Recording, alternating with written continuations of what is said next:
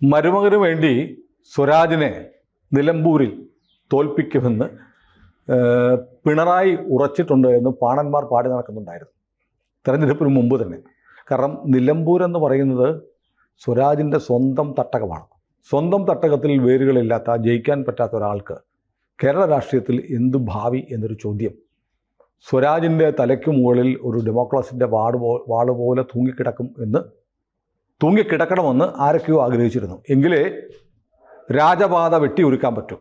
പാണന്മാർ പറഞ്ഞതുപോലെ സ്വരാജിൻ്റെ രാഷ്ട്രീയ പരാജയം പിണറായി ആഗ്രഹിച്ചതാണോ? ഈ പിണറായി ആഗ്രഹിച്ചതാണെന്ന് പറഞ്ഞു കഴിഞ്ഞാൽ ഉടനെ എൻ്റെ സംശയം എന്താണെന്നറിയോ? എൻ്റെ നാട്ടിൽ തൃപ്പൂണിത്തുറയിലാണ് സ്വരാജ് തോറ്റുപോയത് കഴിഞ്ഞ തവണ. സ്വരാജിനെ തോൽപ്പിച്ചതാണ്. അതായത് കഴിഞ്ഞ തവണ ഒരു തരംഗം ഉണ്ടായിരുന്നല്ലോ, ഇടത് തരംഗം, കുറേ സീറ്റ് കിട്ടിയതല്ലേ. അപ്പോൾ സ്വരാജ് ജയിച്ചിരുന്നെങ്കിൽ സെക്രട്ടേറിയറ്റ് അംഗം എന്നുള്ള നിലയ്ക്ക് മന്ത്രിയാകുമായിരുന്നു.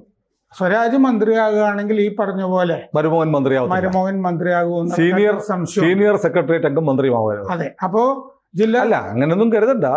ഇപ്പോഴത്തെ പാർട്ടി എന്ന് പറഞ്ഞാൽ പിണറായി വിജയനാണ്. ഇന്നലെ കണ്ടില്ലേ, ഗോവിന്ദനെ ശാസിച്ചു എന്ന് വാർത്ത കണ്ടു. ഗോവിന്ദൻ മയക്ക് കണ്ടാ വായി തോന്നിയത് പറയരുത്. അതെ, ഗോവിന്ദൻ പാർട്ടിയുടെ സംസ്ഥാന സെക്രട്ടറിയാണ്. സംസ്ഥാന സെക്രട്ടറിക്ക് താഴെയാണ് മുഖ്യമന്ത്രി. അങ്ങനെ പറഞ്ഞു കഴിഞ്ഞാല് പാർട്ടി നടപടികൾ എങ്ങനെയാണെന്നുള്ളതൊക്കെ എനിക്ക് കാണാപ്പാടാണ്. അതുകൊണ്ടാണ് അതായത് പുറത്ത് നമ്മൾ പത്രസമ്മേളനത്തിൽ തന്നെ ഒരാളെ പറ്റി പറയുക എന്ന് പറയുന്നതാണ് പരസ്യ ശാസന എന്ന് പറയുന്നത്. അല്ലാതെ പരസ്യ ശാസന എന്ന് പറഞ്ഞു കഴിഞ്ഞാല് മറ്റേ പാർട്ടിക്കാരെ വിളിച്ചു കൂട്ടി പറയുന്നതല്ല. ഇത് പുറത്തറിയിക്കുക എന്നുള്ളതാണ്. അപ്പോ ഒരു പത്രസമ്മേളനം നടത്തിയല്ലോ MP ഗോവിന്ദൻ, മറ്റേത് RSSമായിട്ടുള്ള ബന്ധം പറഞ്ഞു കഴിഞ്ഞിട്ട്.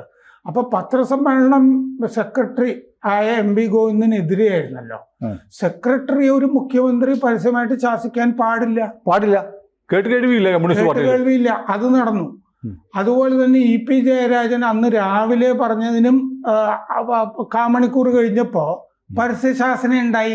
ഇടതുമുന്നണി കൺവീനർക്കെതിരെ മുഖ്യമന്ത്രി. സാധാരണഗതിയിൽ പാർട്ടി സെക്രട്ടറി ചെയ്യേണ്ട കാര്യങ്ങളൊക്കെ മുഖ്യമന്ത്രി ചെയ്തുകൊണ്ടിരിക്കുകയാണ്. എന്ന് പറഞ്ഞാൽ പാർട്ടി സെക്രട്ടറിയേക്കാൾ വലുതാണ് മുഖ്യമന്ത്രി. അത് പാർട്ടിയിൽ നടപ്പുള്ളതല്ല. കാരണം പാർലമെന്ററി സ്ഥാനം എന്ന് പറയുന്നത് പാർട്ടി സംഘടനയാണ് പ്രധാനം. സംഘടന നിയോഗിക്കുന്ന ആള് മുഖ്യമന്ത്രി ആകാൻ എല്ലാ കൊട്ടും ചെണ്ടയ്ക്ക് താഴെയാണ്. അങ്ങനെയാണ് അതിന്റെ ലോകത്തിൽ പാർട്ടിയുടെ സെറ്റപ്പ്. അങ്ങനെ എവിടെയുള്ള പാർട്ടിയാണെങ്കിലും കൊള്ളാം. പക്ഷേ ലോകത്തിലെ പാർട്ടി ഒരു കാരണഭൂതത്തിനെ കണ്ടിട്ടില്ല. അതാണ് ഇപ്പൊ എല്ലാം ഇങ്ങനെയാണ് നിശ്ചയിക്കുന്നത്. അപ്പൊ നിങ്ങൾ പറയുന്ന തിയറി ശരിയാണെങ്കിൽ എൻ്റെ നാട്ടിൽ തോൽപ്പിച്ചതാണെന്ന് പാർട്ടി കമ്മീഷൻ കണ്ടെത്തിയിട്ടുണ്ട് സ്വരാജിനെ. ആർക്ക് വേണ്ടി തോൽപ്പിച്ചു എന്നുള്ള ഉത്തരവാണ് കിട്ടാത്തത്. കാരണം തോൽപ്പിച്ചു എന്ന് പറഞ്ഞിട്ട് നടപടി വന്ന ആളുകളുണ്ടല്ലോ, CN സുന്ദരനെയൊക്കെ പോലെ. അവര് പിണറായി ഗ്രൂപ്പിന്റെ ശക്തനായ പോരാളി. ഇത് മാത്രമല്ല, എറണാകുളത്തെ കോടതിയിൽ പിണറായി വിജയന് ജാമ്യം എടുക്കാൻ വേണ്ടി ഹാജരായത് അന്നത്തെ ഏരിയ സെക്രട്ടറി ആയിരുന്ന സുന്ദരനാണ്. അതാണ്. അപ്പൊ അത്രയും പിണറായിയുടെ മനസ്സറിയാം. ഈ സ്ഥലം VS ഗ്രൂപ്പിന്റെ കയ്യിലായിരുന്നല്ലോ എറണാകുളം. മറ്റ് പല ജില്ലകളും മാറിയപ്പോഴും എറണാകുളം വർക്കിയുടെ കാലത്ത്, ഗോപി കോട്ടമുറിയുടെ കാലത്തും ഒക്കെ ഇത് VSന്റെ കൂടെ ഉറച്ചു നിന്ന. VSന്റെ കൂടെ ഇത് ഉറച്ചു വെക്കുമ്പോഴും സുന്ദരൻ പിണറായിയുടെ കൂട്ടത്തിലായിരുന്നു. ആ സമയത്ത് അപൂർവമായിട്ട് മാത്രം സഖാക്കള് പിണറായിയുടെ കൂടെ ചേരുമ്പോഴും ആ കൂട്ടത്തിൽ ഉണ്ടായിരുന്ന ആളാണ്. അപ്പൊ അങ്ങനെ തോൽപ്പിച്ചു എന്ന് പറഞ്ഞിട്ടൊരു ആരോപണമുണ്ട്. അത് സ്വരാജ് തന്നെ സെക്രട്ടേറിയറ്റ് അംഗം എന്നുള്ള നിലയ്ക്ക് അത് മര്യാദക്ക് അന്വേഷിപ്പിക്കുകയും നടപടി എടുക്കുകയൊക്കെ ചെയ്തിട്ടുണ്ട്. അപ്പോ സ്വരാജ് ജയിച്ചിരുന്നെങ്കിൽ ഈ പറഞ്ഞ പോലെ മന്ത്രിയാണ്, ഉറപ്പാണ് ആ കാര്യത്തില്. കാരണം ചില കാര്യങ്ങൾ തടയാൻ പറ്റില്ലല്ലോ, സെക്രട്ടേറിയറ്റ് അംഗം അല്ലല്ലോ. വേറെ ഒരു പ്രശ്നമുണ്ട്. ഈ തെരഞ്ഞെടുപ്പിന് തൊട്ടു മുമ്പ് 3ാം വട്ടം പിണറായി എന്നൊരു ആഗ്രഹം പാർട്ടിക്കുണ്ട്. ഏതാണ്ടൊരു ബോധ്യമുണ്ട് വരുമെന്നുള്ളത്. അങ്ങനെ വരുമ്പം തെരഞ്ഞെടുപ്പിന് തൊട്ടു മുമ്പ് അടുത്ത 2-3 മാസത്തിനകം സംസ്ഥാന മന്ത്രിസഭയിൽ ഒരു പുനഃസംഘടന വരും. പുനഃസംഘടന വന്നാൽ സ്വരാജ് ജയിച്ചു വന്നാൽ സ്വരാജിനെ മന്ത്രിയാക്കേണ്ടി വരും. അപ്പോൾ അങ്ങനെ നോക്കുകയാണെങ്കിൽ ഈ സ്വരാജിനെ തോൽപ്പിക്കണം എന്നുള്ള ഇച്ഛ നടപ്പാക്കിയ ഒരാളല്ലേ ഗോവിന്ദൻ. മറ്റേ RSSുമായി ബന്ധമുണ്ടായിരുന്നു എന്ന് പറഞ്ഞിട്ട് സ്വരാജിന് അഥവാ ഇനി കിട്ടാൻ സാധ്യതയുള്ള മുസ്ലിം വോട്ടുകളൊക്കെ തട്ടിത്തെറിപ്പിക്കുക എന്നുള്ള ചുമതലയല്ലേ നിർവഹിച്ചത്. അങ്ങനെയൊക്കെ ഒരു സ്റ്റേറ്റ്മെന്റിന്റെ പേരിൽ വോട്ടൊക്കെ മറിയോ? വോട്ടൊന്നും അറിയാനൊന്നും പോകുന്നു. വെറുതെ ഉണ്ടാകുന്ന ഒരു പുകമറിയൽ, വെറുതെ ഒരു ബഹളം വെപ്പല്ലാണ്ട്. അതിപ്പോ മറ്റേ ജമാഅത്തെ ഇസ്ലാമിയുടെ വോട്ട് വെൽഫെയർ പാർട്ടി UDF-ന്റെ കൂടെ ചേരുന്നു എന്ന് പറഞ്ഞ് കുറെ ബഹളം ഉണ്ടാക്കി കഴിഞ്ഞാല് വോട്ട് മാറുക, അങ്ങനെയല്ല. ഇത് ജനം തോൽപ്പിക്കുന്നതാണല്ലോ. ജനത്തിന്റെ ഇച്ഛയല്ലേ ഈ വോട്ടവകാശമായിട്ട് വരുന്നത്. ജനങ്ങളത് ചീത്ത പറഞ്ഞിട്ടും കുറ്റം പറഞ്ഞിട്ടും എന്താ കാര്യം? അത് പണ്ട് ബെർത്തോൾഡ് ബ്രെഹ്ത് എന്ന് പറഞ്ഞ ഒരാളില്ലേ, വലിയ ലോകത്തിലെ ഏറ്റവും വിഖ്യാതനായ നാടകർ. ഞാൻ കുറെ നാടകങ്ങൾ വായിച്ചിട്ടുണ്ട്. ഈ പരിഷത്തുകാരൊക്കെ പറഞ്ഞ പട്ടിണിയായ മനുഷ്യ നീ പുസ്തകം കയ്യിലെടുത്തോളൂ. അതെ, പുസ്തകം കയ്യിലെടുത്ത് മറ്റൊരു ആയുധമാണ്. ഒരു നഗരത്തിൽ ഒരു അനീതി നടന്നാൽ വൈകുന്നേരത്തിനകം കത്തിച്ചാമ്പലാവണം എന്നൊക്കെ പറയുന്നത്. ഇങ്ങനെ അടിയന്തരാവസ്ഥ കാലത്ത് മഹാരാജാസ് കോളേജിലെ പോലീസുകാര്, ക്രൈം ബ്രാഞ്ചിന്റെ ആളുകള് ആ ബെർത്തോൾഡ് ബ്രെഹ്ത് എവിടെയെന്ന് അന്വേഷിച്ചിട്ട് വന്നു. കാരണം ഒരു നോട്ടീസ് അടിച്ചിറക്കിയിട്ടുണ്ടായിരുന്നു അവിടെ SFI.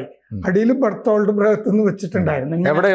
വൈകുന്നേരം ഇവന് എവിടെ എന്ന് ചോദിച്ചിട്ട് അത് ആ ഹോസ്റ്റലിൽ പോയാൽ കണ്ടേക്കാന്ന് ചില സഹാക്കൾ പറഞ്ഞിട്ട് ഇവര് ഹോസ്റ്റലിൽ നിന്ന് ശിവശങ്കരൻ എന്ന് പറഞ്ഞ ഒരാളെ പിടിച്ചുകൊണ്ട് പോയി. ഇവനാണ് ബ്രെഹ്ത് എന്ന് പറഞ്ഞിട്ട്.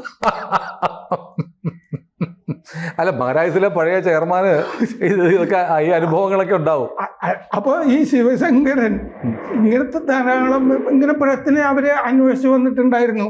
അത് സാറ് മഹാരാജസിലെ യൂണിയൻ ചെയർമാൻ ആയിരിക്കുമ്പോഴാണോ? ഞാൻ അങ്ങനെയൊന്നും വന്നിട്ടില്ലല്ലോ. ഞാൻ അവിടെ മാഗസിന്റെ ഒക്കെ കൂടെയൊക്കെ നടന്നിട്ടുണ്ട് എന്നല്ലാതെ. അപ്പോ ഇങ്ങനത്തെ ധാരാളം കഥകൾ അവിടെ സംഭവിച്ചിട്ടുണ്ട്. പിന്നെ ഒരു ഭയങ്കര കഥ ഈ P. കുഞ്ഞിരാമൻ നായർ മറ്റേ ബാലേന്ദ്രൻ ചുള്ളിക്കാടൊക്കെ താമസിക്കുന്ന മുറിയിൽ ചെല്ലുമായിരുന്നു. അവിടെ നമ്മുടെ ഡോക്ടർ KS രാധാകൃഷ്ണനൊക്കെ ചെല്ലും. ഒരു കുഞ്ഞിരാമൻ നായർ ഒരു ദിവസം രാത്രി നോക്കിയപ്പോൾ ഈ ചുണ്ണാമ്പ് തേക്കാൻ വെറ്റിലയില്. അപ്പോൾ ചുണ്ണാമ്പ് ഇങ്ങനെ തേക്കാതെ പുള്ളി എന്തോ ഇരിക്കുമ്പോൾ എന്താ ഇങ്ങനെ നിൽക്കുന്നതെന്ന് വെച്ചപ്പോൾ കുഞ്ഞിരാമൻ നായർ പറഞ്ഞു, എനിക്ക് നിലാവും ചുണ്ണാമ്പും തമ്മിൽ മാറിപ്പോകുന്നു. ഇത് നടന്ന സംഭവമാണ്. ഒരു വല്ലാത്തൊരു ഭാവനയായി പോയി. ആജന്മ കവിയാണ്.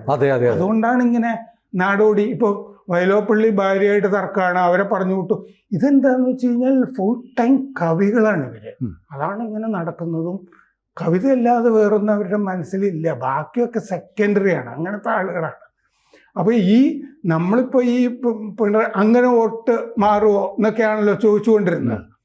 ഇതിൻ്റെ അകത്ത് സംഭവിക്കുന്നത് ജനം മറ്റേ കഴിഞ്ഞ കുറേ നാളായിട്ട് പാർട്ടിയുടെ അണികൾ വോട്ട് ചെയ്യാതിരിക്കുന്നുണ്ട് പാർട്ടിക്ക്. സ്വരാജിന് എന്ത് ചെയ്യും? സ്വരാജിന് പുസ്തകങ്ങൾ എഴുതാം. കാരണം എന്താണെന്ന് വെച്ച് കഴിഞ്ഞാൽ ഇന്ന് ജോയ് മാത്യുവിൻ്റെ ഒരു പോസ്റ്റ് വന്നിട്ടുണ്ടല്ലോ. പിന്നെ ആന ഇറങ്ങിയാൽ, കാട്ടാന ഇറങ്ങിയാൽ ജനം ക്ഷമിക്കും, കാട്ടുപോത്ത് ഇറങ്ങിയാൽ ജനം ക്ഷമിക്കും, കടുവ ഇറങ്ങിയാൽ ജനം ക്ഷമിക്കും, പക്ഷെ എഴുത്തുകാരിറങ്ങിയാൽ ജനം പ്രതികരിക്കും എന്നാണ്. കുറെ എഴുത്തുകാർ പറഞ്ഞല്ലോ സ്വരാജിനെ ജയിപ്പിക്കണം പറഞ്ഞിട്ട്. അത് രാഷ്ട്രീയമല്ല. സ്വരാജൊക്കെ എന്താ ചെയ്യേണ്ടതെന്ന് വെച്ച് കഴിഞ്ഞാൽ മര്യാദയ്ക്ക് രാഷ്ട്രീയം പറഞ്ഞ് ജനങ്ങളുടെ ഇടയിലേക്ക് ഇറങ്ങണം. പിന്നെ ഈ സ്വരാജൊക്കെ ഈ പാർട്ടിയിൽ വരുന്ന കാലത്ത് സ്വരാജ് കണ്ടിരിക്കുന്നത് എന്താന്ന് വെച്ചാൽ ഈ ധാർഷ്ട്യം ആണ്. അതിനു മുമ്പ് അതാണ് രാഷ്ട്രീയം. അതിനു മുമ്പ് പല സഹാക്കളും ഉണ്ടായിരുന്നല്ലോ ഇതിൻ്റെ അകത്ത്. അപ്പോൾ ഈ പല സഹാക്കളും ആദർശശാലികൾ അല്ലേ, വേറൊന്നും നേടാതെ സ്വരാജ് എന്തൊക്കെയോ നേടിയതായിട്ട് തെരഞ്ഞെടുപ്പ് പത്രിക വായിച്ചു കഴിഞ്ഞാൽ അറിയാൻ പറ്റും. 35 ലക്ഷത്തിന്റെ അമേരിക്കൻ നിർമ്മിത കാറുണ്ട്, ജീപ്പ് 2 വണ്ടിയോ മറ്റോ ഒക്കെ ഉണ്ട്.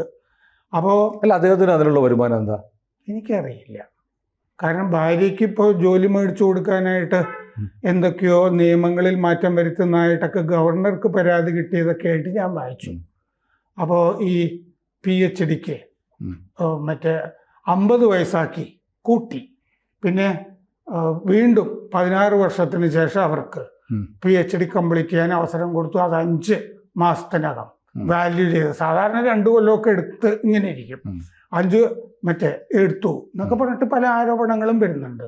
അപ്പൊ ഈ പറഞ്ഞതുപോലെ അദ്ദേഹത്തിന് ഈ 2 തവണ തോറ്റു കഴിഞ്ഞാൽ തുടർച്ചയായിട്ട് സുനിൽ നേരത്തെ പറഞ്ഞ പോലെ പാർട്ടിയിൽ പിന്നെ പ്രശ്നമാണ്.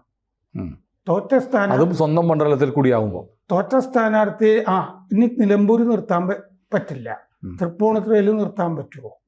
പിന്നെ ഒരു മണ്ഡലം വേണ്ടേ? ആ മണ്ഡലങ്ങളിലൊക്കെ സ്ഥാനാർത്ഥിയില്ലേ? ആ ജില്ലാ കമ്മിറ്റികൾ ഇനി എവിടെ നിന്ന് കെട്ടിയേൽപ്പിച്ചാലും സ്വരാജിന്റെ പേര് പറയില്ല, അവിടുന്ന് പറയില്ല. അവിടെ സഖാക്കൾ വേറെ ഉണ്ടല്ലോ, പറ്റി തെളിഞ്ഞവരും ഒക്കെ ഉണ്ടാവും. 2 തവണ എറണാകുളത്ത് നമ്മുടെ മേയർ എം അനിൽകുമാറിനെ മത്സരിപ്പിക്കാമെന്നോ തൃപ്പൂണിത്തുറയിൽ? തൃപ്പൂണിത്തുറയില്ല, അനിൽകുമാറിനെയൊക്കെ കൂളായിട്ട് രാജീവിന് നിൽക്കാം. രാജീവിന് നിൽക്കാം. രാജീവ് ഇപ്പോൾ കളമശ്ശേരിയിൽ കംഫർട്ടബിൾ ആയിട്ട് നിൽക്കുന്നുണ്ട്. അപ്പോൾ അനിൽകുമാർ വഴി തിരിച്ചു പിടിക്കാം. അല്ല, പണ്ട് CPM-ന്റെ മണ്ഡലം ആയിരുന്നല്ലോ പണ്ടൊരു കാലത്ത്. അവിടെ ടി കെയുടെ കാലത്ത് അത് തിരിച്ചു പിടിക്കാൻ പറ്റുന്ന കാൻഡിഡേറ്റാണ് എം അനിൽകുമാർ. പിന്നെ ഇടയ്ക്ക് പോൾ പി മാണി ജയിച്ചു, ഭക്ഷ്യമന്ത്രിയൊക്കെ ആയി. പോൾ പി മാണിയാണ് നിരന്തരം തോറ്റുകൊണ്ടിരുന്നത് ടി കെയുടെ അടുത്ത്. പിന്നെ ടി കെ കോട്ടയത്തേക്ക് പോയി. അങ്ങനെയാണ് തൃപ്പൂണിത്തുറ. ഇതെന്താന്ന് വെച്ച് കഴിഞ്ഞാൽ ഈ 2 തവണ തോറ്റിട്ട് പിന്നെ ആളുകൾ സംശയിക്കും നിർത്താൻ. അപ്പൊ 2 തവണ തുടർച്ചയായിട്ട് തോൽപ്പിക്കുകയായിരുന്നോ?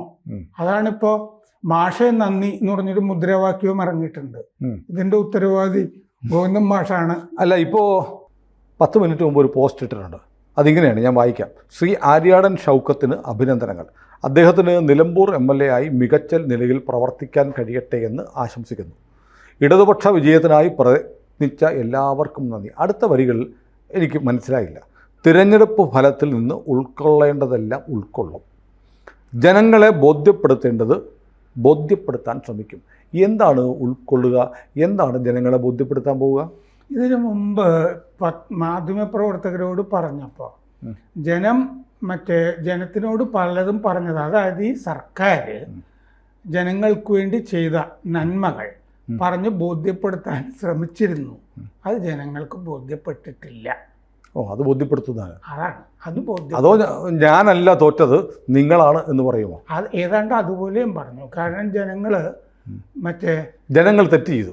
ജനങ്ങൾക്കത് മനസ്സിലായില്ല, അതുകൊണ്ട് ജനങ്ങൾ വേണ്ട രീതിയിൽ പെരുമാറിയില്ല എന്നും പറഞ്ഞു. കാരണം തോൽക്കുമ്പോൾ, കാരണം മാധ്യമപ്രവർത്തകർ ചോദിച്ചു, നിങ്ങളെന്തുകൊണ്ടാണ് നിങ്ങളുടെ തന്നെ നാട്ടിൽ തോറ്റുപോയത്, നിങ്ങളുടെ ബൂത്തിൽ തോറ്റുപോയത് എന്ന് ചോദിച്ചിരുന്നു. അപ്പോൾ അത് ഇഷ്ടപ്പെട്ടില്ല സ്വരാജിന്. സ്വരാജ് പറഞ്ഞു, ഒരു സ്ഥലത്ത് ഒരാൾ തോക്കുമ്പോൾ എല്ലാ സ്ഥലത്തും തോറ്റു എന്നൊക്കെ വരും. ഇതിനു മുമ്പ് ഷൗക്കത്ത് തോറ്റപ്പോഴും അദ്ദേഹം താമസിക്കുന്ന സ്ഥലത്തുമൊക്കെ തോറ്റിരിക്കാൻ സാധ്യതയൊക്കെ ഉണ്ട്. അതങ്ങനെ കണ്ടാൽ മതി എന്ന് പറഞ്ഞു. അപ്പം ജനങ്ങൾ ഇത് മനസ്സിലാക്കിയിട്ടുമില്ല, ജനങ്ങൾ വേണ്ട രീതിയിൽ പെരുമാറിയില്ല, ജനങ്ങൾ വേണ്ട രീതിയിൽ വർഗീയതയെ കൈകാര്യം ചെയ്തില്ല. അതാണ് ഞാൻ നേരത്തെ ഈ ബ്രഹത്തിൻ്റെ കാര്യം ഓർമ്മിച്ചപ്പോൾ, ബ്രഹത്ത് എന്ത് ചെയ്തു എന്ന് വെച്ച് കഴിഞ്ഞാൽ, അവിടെ അദ്ദേഹം കമ്മ്യൂണിസ്റ്റ് പാർട്ടിയിൽ CC അംഗമായിരുന്നു. അപ്പോൾ തോറ്റുപോയി, പാർട്ടി തോറ്റുപോയി തെരഞ്ഞെടുപ്പിൽ. ഹിറ്റ്ലറൊക്കെ അല്ലേ ജയിക്കുന്നത്. അപ്പോൾ പാർട്ടി തോറ്റുപോയപ്പോൾ പ്രമേയം പാർട്ടി പാസ്സാക്കി. ജനങ്ങൾക്ക് വിവരമില്ലാത്തത് കൊണ്ടാണ് പാർട്ടി തോറ്റുപോയതെന്ന്. അപ്പോൾ ബ്രഹത്ത് പാർട്ടിയിൽ നിന്ന് പിരിഞ്ഞിട്ട് പറഞ്ഞു, അങ്ങനെയാണെങ്കിൽ നിങ്ങളിനി ജനങ്ങളെ പിരിച്ചുവിടണം എന്ന് പറഞ്ഞു. ഇതാണ് ഈ സ്വരാജിനെ പോലുള്ള ആളുകളുടെ പ്രസ്താവനകൾ കേൾക്കുമ്പോൾ ഓർമ്മ വരുന്നത്. നിലമ്പൂരുകാരുടെ വോട്ടവകാശം റദ്ദാക്കണം. അതെ, ജനങ്ങളെ പിരിച്ചുവിടണം, വോട്ടർമാരെ പിരിച്ചുവിടണം. നിലമ്പൂരിൽ ഈ കാളികാവ് തുടങ്ങിയ സ്ഥലങ്ങളൊക്കെ മാറിപ്പോയത് കൊണ്ടാണ് UDF-ന് പറ്റാത്തത് എന്ന് ഷൗക്കത്ത് പറയുന്നുണ്ടായിരുന്നു. കഴിഞ്ഞ 2 തവണയായിട്ട് തോറ്റുപോയത് കാരണം മണ്ഡല പുനർനിർണയം. CPM-ന് വേണ്ട രീതിയിൽ പുനർനിർണയം ചെയ്തു കഴിഞ്ഞാലേ സ്വരാജിന് വേണ്ട രീതിയിലൊക്കെ ചിലപ്പോൾ ജയിക്കാൻ കഴിയുമായിരിക്കും. ഏതായാലും കുണ്ടന്നൂർ പാലത്തിന് വലിയ പരിക്കൊന്നുമില്ല. കൂടുതൽ വാർത്തകളും വിശേഷങ്ങളും നിങ്ങളിലേക്ക് എത്താൻ ABC മലയാളം സബ്സ്ക്രൈബ് ചെയ്യുക, ബെൽ ബട്ടണും അമർത്തുക.